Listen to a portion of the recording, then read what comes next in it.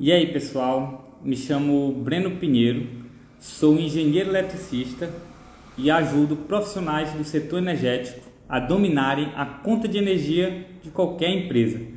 E para falar aqui desse assunto, eu trouxe um tema muito importante, que é como funciona a conta de energia de um grande consumidor, certo? Também conhecido como consumidor do grupo A.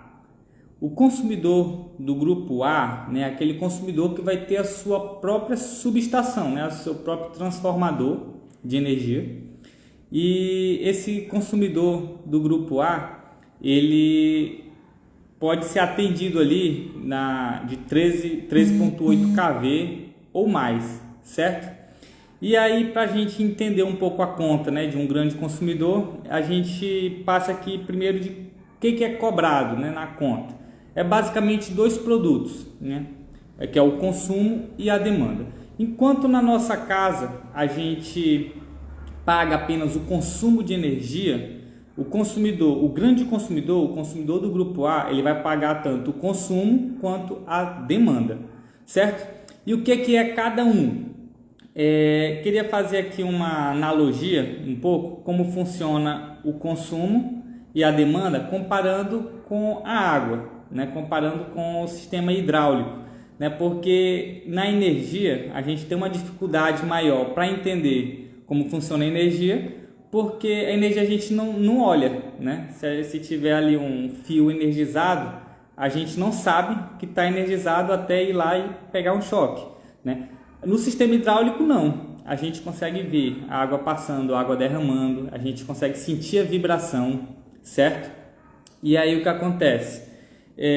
O consumo de energia, que é um dos pontos que é cobrado na conta de energia, ele é o equivalente ao volume de água, fazendo analogia com o sistema de água, com o sistema hidráulico. Então, o volume de água é o que é equivalente ao consumo de energia, que é justamente a quantidade de energia que está sendo consumida aí naquele momento, quanto de energia que aquela unidade está pegando, o que a gente tem na nossa casa. Mas o consumidor do grupo A, o grande consumidor, ele vai ter um produto a mais, que é a demanda, E para você entender a demanda, a demanda ela é a disponibilidade da rede, independente se você estiver usando ou não. Um exemplo também na parte hidráulica é a tubulação, que é ligada, por exemplo, à sua residência ou à sua fábrica, a sua unidade consumidora, Então a tubulação ela tem um certo diâmetro, tem uma bitola, Então quanto maior o diâmetro, maior o custo que vai pagar por ter aquele diâmetro. Então a demanda de energia é mais ou menos isso, é a disponibilidade que tem de energia. Então, por exemplo, se você tem duas tubulações com diâmetros diferentes, você pode ter o mesmo consumo, mas um vai ter disponibilizado mais do que o outro, certo? Porque ali na demanda você está pagando a disponibilidade da rede. Porque a concessionária de energia, ela fez um investimento para lhe entregar ali a energia, para poder deixar disponível. No momento que você precisar de energia, ela vai lhe entregar. Então você também vai pagar tanto pelo consumo, do que efetivamente está consumido, quanto pela demanda. E o consumidor do grupo A, pagando esses dois produtos, aí claro, vai incidir imposto, a tributação em cima, vai incidir alguns encargos, algumas taxas municipais que vão estar inclusos, mas tudo isso vai estar ligado ao seu consumo e à demanda que você tem, certo? E o grande consumidor, ele também está sujeito aos chamados postos tarifários, que são tarifas diferentes para algum horário que você está consumindo. Então, basicamente, o grande consumidor ele é tarifado em dois horários. Tem um horário que é chamado de ponta e o horário fora ponta, certo? Então, o horário de ponta é aquele horário de pico, aquele horário de maior consumo, certo? Então esse horário de ponta é aquele horário que está o engarrafamento da rede elétrica, né? Mais ou menos assim, tem muita gente usando, muita gente demandando ali aquela energia naquele momento. Geralmente ali é pela noite, né? Que é quando o pessoal chega em casa e liga o ar-condicionado, liga seus equipamentos, né? Começa a utilizar ali, usa ar-condicionado, né? À noite, então tem esse pico de consumo. E aí o que acontece? Pela resolução, né, pela resolução normativa da ANEEL, o horário de ponta ela deve ser escolhida pela distribuidora de energia entre as 17 e 22 horas. Né? Só que ela vai escolher 3 horas consecutivas dentro desse período. Então, por exemplo, aqui no Maranhão, a gente tem que o horário de ponta é das 18 às 21.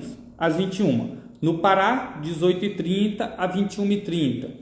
Né? Lá em Minas Gerais, né, na CEMIG, era a única que era das 17 às 20. Né? Porém, alterou recentemente, agora é de 17h30 às 20h30. Então, assim, cada estado, cada concessão vai ter a sua definição ali de qual que é o seu horário de ponta. Mas o que você tem que saber é que no horário de ponta a tarifa ela vai ser bem mais elevada, né? Porque o intuito ali da concessionária, da companhia de energia, é reduzir o seu consumo. Então você que é um grande consumidor de energia, você que é uma indústria, uma fábrica, um grande shopping center, né? Você vai ter esse incentivo para reduzir o seu consumo no horário de ponta, né? No horário da noite, para poder aliviar a rede e não precisar ser feito grandes investimentos para poder atender todo mundo, né? Porque assim, a rede elétrica, para você ficar ciente, né?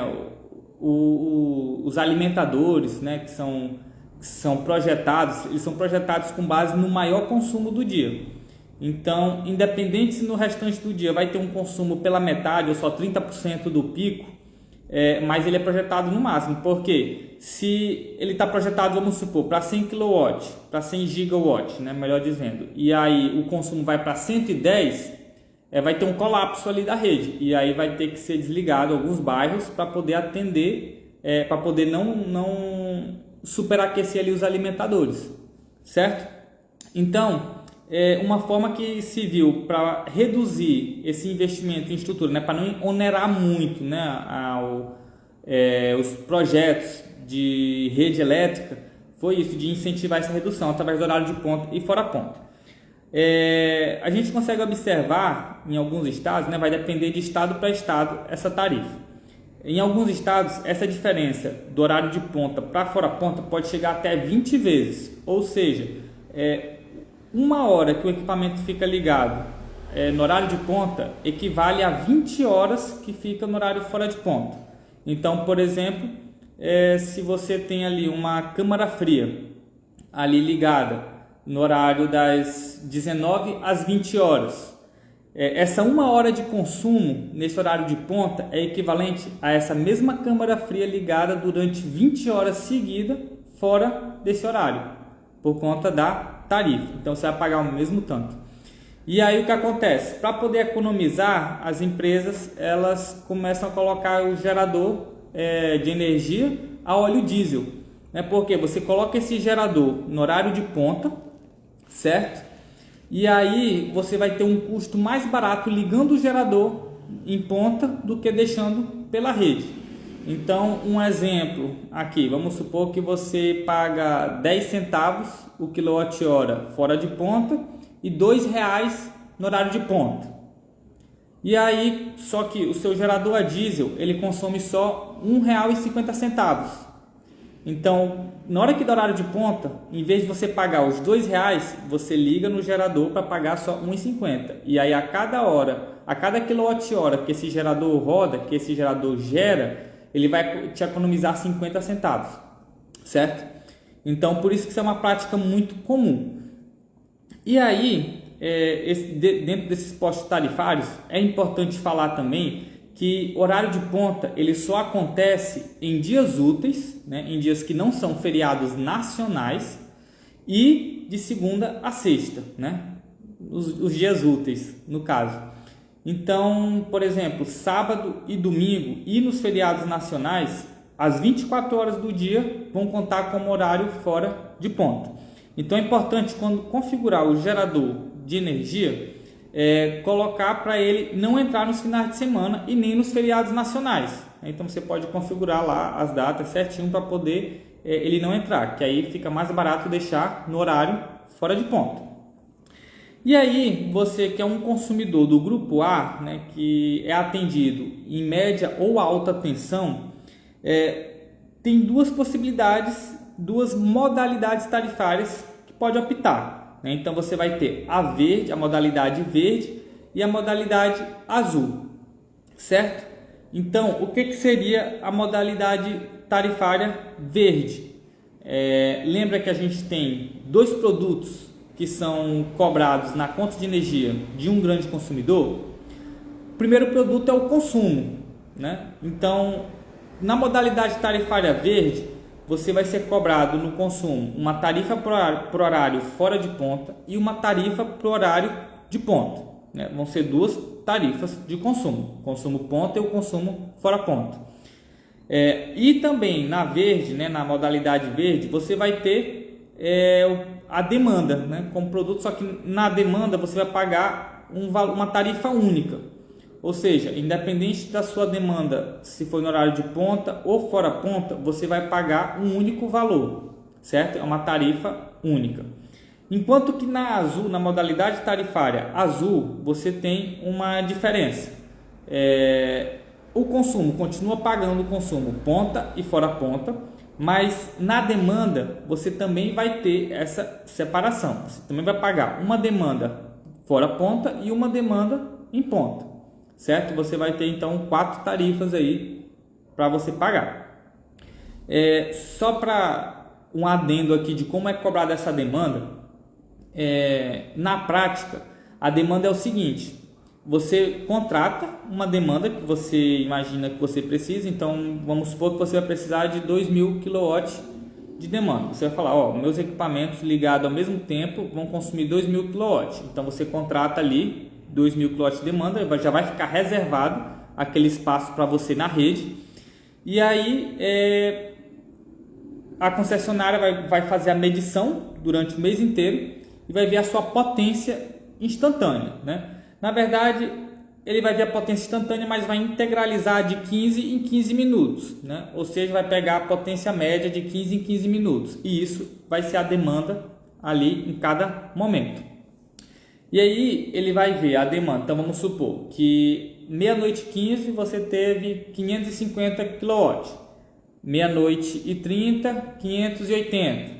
E aí, de 15 em 15 minutos vai ter uma demanda específica ali que vai ser armazenada na memória de massa do seu medidor. E aí o que acontece? No fim do mês, a concessionária vai ver qual foi a maior demanda medida e vai comparar com a demanda contratada. Então vai ver a maior potência medida, né? Demanda como se fosse a potência de energia, a potência elétrica, então a potência ativa. Então você vai ver ali qual foi a maior potência, qual foi a demanda contratada. Quem for o maior dos dois é o que vai ser cobrado. Então, por exemplo, você contratou 2.000 kW de demanda, mas você consumiu 1.900. A concessionária vai te cobrar os 2.000. Por quê? Você consumiu menos, mas o que está reservado para ti são esses 2.000 kW. E se for o contrário? Você consumiu 2.500, perdão, mas você tem contratado somente 2.000, vai pagar os 2.500. Mas aí você pergunta, mas bem, então para que serve a demanda contratada? Bom, a demanda contratada é justamente para você informar a concessionária mais ou menos ali a carga que você precisa ser atendido. Então, essa informação que você passa, ela é muito importante para o planejamento do sistema elétrico. Então, se você passa que você precisa de 2.000 e consome 2.500, pode ocasionar ali algo negativo na rede, porque está planejado para os 2.000. Se você consome 2.500, pode trazer prejuízo ali para outros consumidores. Então, para desincentivar isso, é aplicado uma multa em quem ultrapassar a demanda contratada. Então, se você contratou 2.000 e consumiu 2.500, você vai pagar os 2.500 de demanda e vai pagar uma multa pelo que ultrapassou, ou seja, os 500 kW que ultrapassou, você vai pagar uma multa, que é o que? A tarifa da demanda em dobro. Então, se a demanda é R$ 25,00 por quilowatt, a multa vai ser 50, é o dobro. Então, você vai pagar os R$ 25,00 por quilowatt nos 2.500, mas nos 500 que ultrapassou, você vai pagar, além dos 25, você vai pagar mais 50. Entendeu? Então, é uma forma de desincentivar, né, contratar uma demanda menor para ultrapassar a demanda. Então, quando você contratar a demanda, você vai contratar ali condizente com o que você precisa, certo? Então, assim, essa parte de contratação de demanda é algo também bastante sensível, porque assim como se você contratar a menos, você paga ali a multa, mas se você contratar a mais, você vai estar pagando por uma demanda não utilizada. Então, por exemplo, se você contrata 3.000 e utiliza só 1.000, você vai pagar por 3.000, sendo que poderia estar contratando menos. Entendeu? Então, aí já entra um ponto de atenção, né? Um ponto onde você pode encontrar uma oportunidade na conta de energia. Né? Então, assim, às vezes a gente consegue observar que só com o ajuste da demanda contratada, você já consegue reduzir ali uma boa parte da conta de energia. Tem conta que você já consegue reduzir 5, 10, 15% somente fazendo esse ajuste. Entendeu? Então, assim, uma vez aprendido como funciona o pagamento, né, o faturamento da demanda e do consumo, né? Então agora você sabe que na verde você vai ser cobrado consumo ponta fora ponta mais a demanda única, e na azul consumo ponta fora ponta e demanda ponta e fora ponta. E aí, para ficar mais claro, né, tem algumas diferenças aí, né? Porque dentro do grupo A, né, do grupo de grandes consumidores, tem alguns subgrupos. Aí vai ter o A4, o A3, o A2, o A1, certo? Então, o A4 é aquele que é atendido em 13.8, que é a grande maioria das unidades consumidoras que estão ali no grupo A, né? Que estão em média tensão. E quem está no grupo A tem ali o transformador, pode contratar uma demanda de até 2.500 kW e especificamente o subgrupo A4 pode contratar a modalidade verde ou azul, certo? Mas quando você vai para A3 é um grupo que tem um fornecimento de tensão maior. Então, enquanto o A4 é atendido em 13.8 kV, o A3 é atendido em 69 kV, né? Então tem uma tensão maior. De A3 para cima, você só vai poder optar pela azul, ou seja, na verdade não tem escolha nenhuma, né? Você é compulsoriamente colocado na modalidade azul. Você vai ter que contratar a demanda ponta e fora ponta. Deixa eu beber uma água. Certo? Gente, se vocês tiverem alguma dúvida aí, pode colocar, viu? Quem estiver assistindo aí gostou, pode deixar o joinha. Se tiver dúvida, pode colocar, eu comento aqui. Se eu souber, eu tiro sua dúvida na hora. Se não, eu anoto para lhe responder depois. Certo? Então, continuando aqui, tem o subgrupo A3, ele vai ter também tarifas diferenciadas, né? Por que isso? No sistema elétrico, né, quando você gera energia, né, uma determinada tensão, pode ser 13.8, 69, né, dependendo do equipamento, que vai gerar 34,5 kV, né, pode ser gerado nessa tensão também. Mas aí você vai ter uma subestação elevadora, que vai jogar isso para 400 kV, 500 kV, vai botar o quê? Uma tensão alta, né? Por quê? Na energia a gente transfere potência, né? O que é potência? É tensão vezes corrente. Então são itens ali inversamente proporcionais. O que acontece então? Se eu transfiro potência, a potência tem que ser a mesma. Então a potência que eu gero tem que ser a mesma potência que eu estou consumindo. Mas quando eu pego ali a potência, a energia, e elevo a tensão, como é inversamente proporcional tensão e corrente, se eu elevo a tensão, eu reduzo a corrente. E o dimensionamento da rede, do fio elétrico que vai transportar essa energia, ele é baseado na corrente. Então, quanto menor a corrente, mais barato vai ser ali o meu transporte de energia. Eu vou precisar de um cabo menor, de um fio de uma dimensão menor, né? Então, por isso que quando eu gero energia, eu jogo a tensão lá para cima, eu passo uma transformação por um transformador elevador, jogo a tensão para cima para a corrente ficar baixa, transferir até o centro de carga, né, até a cidade, o estado lá onde chegar, e chegar lá eu abaixo a tensão. Então, assim, a gente imagina que a tensão, a potência, né, a energia chega na cidade ali a 400 mil volts, né, ou 500 mil volts, mas a gente consome a 380 volts, é uma tensão baixa. Então, quando chega essa potência, ela tem que ser rebaixada. E assim, quando, por exemplo, o subgrupo A3, ela vai receber em 69 mil volts. Então, para consumir em 380, que os equipamentos lá dentro vão ter essa tensão, ou 220 se for monofásico, para isso tem que rebaixar, né? Vai ter o transformador lá rebaixando de 69 kV para 13.8 ou 34,5, né? 34,5 vai ser mais difícil você encontrar, mas existe também.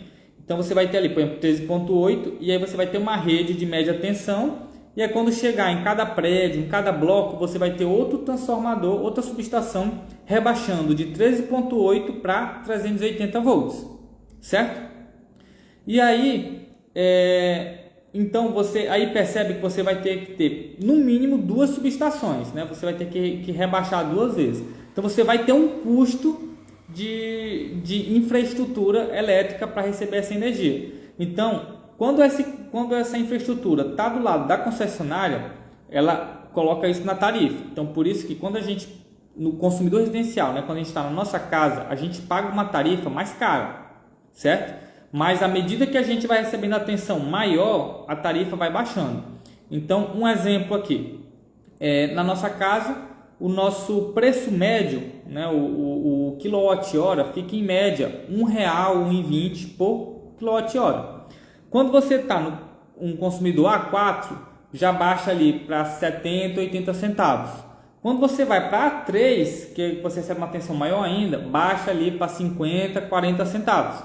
Entendeu? Então, assim, por que isso? Porque a concessionária vai precisar investir menos para te entregar essa energia, certo? Então, você tem esses subgrupos e, assim, quando você for analisar uma conta de energia de um grande consumidor, o que você vai ter que pensar? O que você vai ter que analisar? Primeiro de tudo é ver em qual subgrupo está localizado essa unidade consumidora. Então essa UC ela vai estar, se for A4, então você vai ter tanto a possibilidade de fazer uma otimização de demanda contratada, quanto também de fazer um estudo de modalidade tarifária, né? Ou o que é chamado de GMT, né? Gestão de modalidade tarifária, que é você escolher se vai colocar na modalidade verde ou azul. Mas quando você tem uma conta, um consumidor que está em A3, em A2 ou em A1, por exemplo, você só tem a possibilidade de fazer o estudo da otimização de demanda contratada, certo? Mas isso até certo ponto. Por que até certo ponto? Até aqui eu falei mais ou menos ali do que acontece no consumidor cativo, né? Então, assim, quando você tem o consumidor em média tensão ou em alta tensão, né? Em média tensão é quem é atendido em 13.8 ou 34,5, né, kV. A alta tensão é acima disso, é de 69 para mais, de 69 kV para mais, certo? Então, além de ter essas possibilidades, em todos esses subgrupos, em todo o grupo A4, você tem a possibilidade também de optar pelo mercado livre de energia. Então, o que acontece? Quando você está no cativo, você já tem essas opções. E quando você migra para o mercado livre, você continua tendo essas opções, mas abre um leque de oportunidades, né? E o que é o mercado livre? Quando a gente está na nossa residência, a gente não tem escolha. A gente vai conectar a energia, pede lá a viabilidade, né? E a concessionária diz, você vai ter que comprar energia de mim. E a gente está de mãos atadas, não tem muito o que fazer.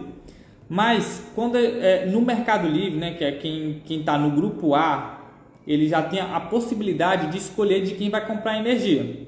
Então, por exemplo, eu como um grande consumidor, eu posso comprar energia da usina de Belo Monte, ou então de uma térmica, ou de uma eólica ou solar, né, uma usina grande. Posso ir lá direto no gerador de energia e falar: ei, eu quero comprar aqui 200 megawatt-hora de energia, tu me vende?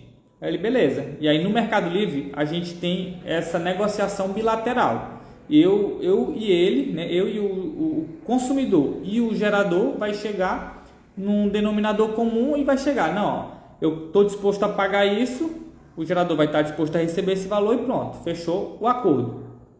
E aí, mas aí qual vai ser o papel da concessionária, da companhia de energia? Ela ainda vai ter um papel importante, que é o quê? Que é de entregar a energia, né, fazer o transporte de energia para você, certo? Então, você pode estar comprando energia de um grande parque eólico, solar, mas a Equatorial, a Enel, a Energisa, a Light, por exemplo, ela ainda vai precisar te entregar essa energia, porque você está conectado na rede dela, da concessionária, entendeu?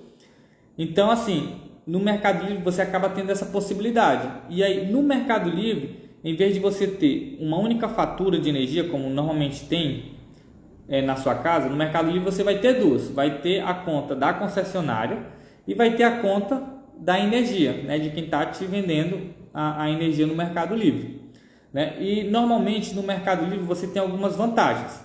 Apesar de ter no Mercado Livre, né, você vai ter ali alguns subsídios do governo, né? Então, por exemplo, se você contrata energia eólica ou solar, tem um abatimento na tarifa de transporte. Então acaba que você tem ali uns descontos que você pode usufruir na sua conta de energia, certo? Mas além disso, você também pode negociar. Como no Mercado Livre tem concorrência, acaba que os preços tendem a reduzir. Você consegue ter uma negociação maior. Então você pode até comparar. Por exemplo, hoje o preço de uma energia convencional, né, uma energia de hidrelétrica, por exemplo, no Mercado Livre, no curto prazo, né, ou seja, eu chegando hoje para comprar, eu vou achar ali a R$60, R$70 essa energia por megawatt-hora, entendeu? Mas se você for olhar lá na tarifa da sua distribuidora, ela está cobrando R$300, R$400 pela mesma energia. Por quê? Porque ela contrata através de um leilão. Não tem tanta concorrência como tem no Mercado Livre, certo? Então, eu queria trazer esses pontos porque no Mercado Livre você também tem essa opção de fazer essa gestão de energia. Então, você continua tendo a possibilidade de verificar qual a melhor modalidade tarifária, qual a melhor demanda contratada, mas você também vai ter a opção de escolher qual fornecedor de energia comprar, certo? Você também vai poder, dependendo da energia, dependendo da fonte de energia, você vai ter um desconto de 50%, um desconto de 100% ou desconto nenhum. E aí, com isso, você também vai ter mais possibilidade de gestão para poder chegar ali numa tarifa ótima para a sua unidade, certo? Então, gente, eu queria trazer essas informações, né, para poder você ter uma visão geral de como fazer uma gestão de uma conta de energia de um grande consumidor, né? E o grande consumidor normalmente vai ser aquele que paga, né, pelo menos R$10.000 por mês na conta de energia. E é proporcional. Por exemplo, no Mercado Livre você pode reduzir aí de 20% a 40% da conta de energia. Então, por exemplo, já tive caso no Pará de reduzir mais de 50% a conta de energia migrando para o Mercado Livre. Aí na Bahia reduz 30%, no Maranhão 25%, Pernambuco 25%, já teve vários casos. Então, mas em média a gente vê que é de 20% a 30%, 20% a 40% ali você consegue reduzir só fazendo essa migração para o Mercado Livre.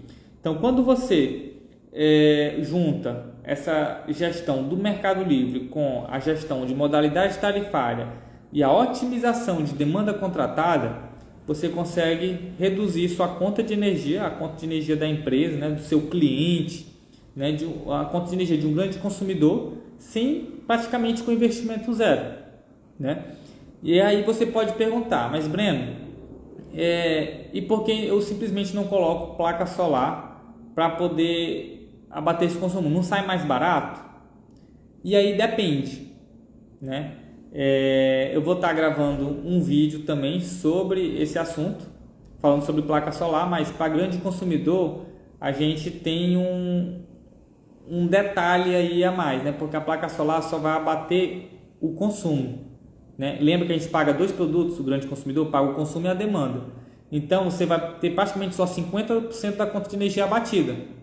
Só que a tarifa já é mais baixa, então você vai ter um investimento maior para abater só 50% de uma tarifa que é menor. Entendeu? Então assim, payback, enquanto na sua residência o payback é 3 anos em média, em um grande consumidor pode chegar a 10 anos de payback. Mas isso é um papo para outra hora, né? Fique atento aí à ideia, né? Poder eu trazer conteúdo, né, para esse canal, fazer lives toda terça e sábado, né? Então, em um momento eu vou trazer esse assunto aqui na live para poder a gente comentar também, certo? Então, queria agradecer a todos que assistiram, todos que apareceram na live, né? Se tiver alguma dúvida, pode mandar também, pode mandar na DM, certo?